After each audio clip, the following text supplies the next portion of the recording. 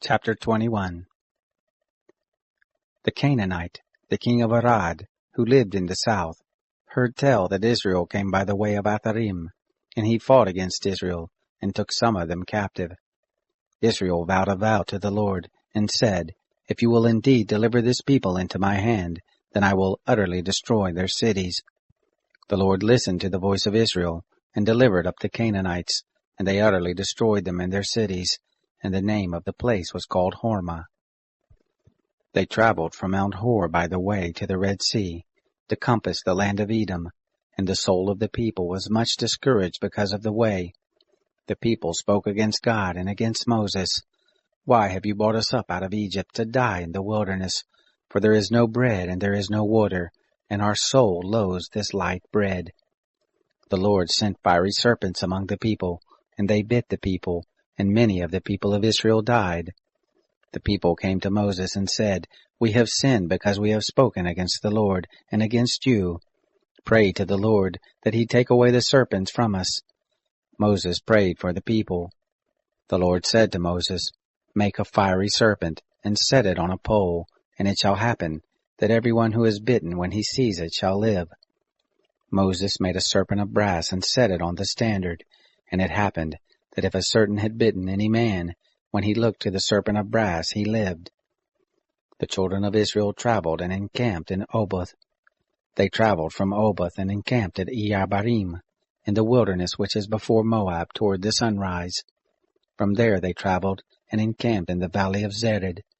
From there they traveled and encamped on the other side of the Arnon, which is in the wilderness, that comes out of the border of the Amorites, for the Arnon is the border of Moab, between Moab and the Amorites.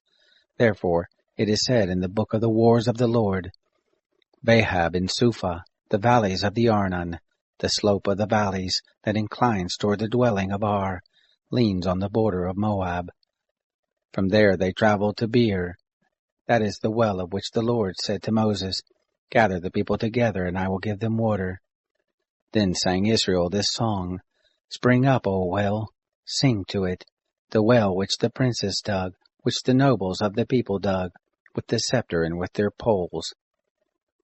From the wilderness they traveled to Mattanah, and from Mattanah to Nahaliel, and from Nahaliel to Barmoth, and from Barmoth to the valley that is in the field of Moab, to the top of Pisgah, which looks down on the desert. Israel sent messengers to Sihon, the king of the Amorites, saying, Let me pass through your land. We will not turn aside into field or into vineyard. We will not drink of the water of the wells. We will go by the king's highway until we have passed your border. Sihon would not allow Israel to pass through his border, but Sihon gathered all his people together and went out against Israel into the wilderness, and came to Jahaz, and he fought against Israel. Israel struck him with the edge of the sword, and possessed his land from the Arnon to the Jabbok, even to the children of Ammon, for the border of the children of Ammon was strong.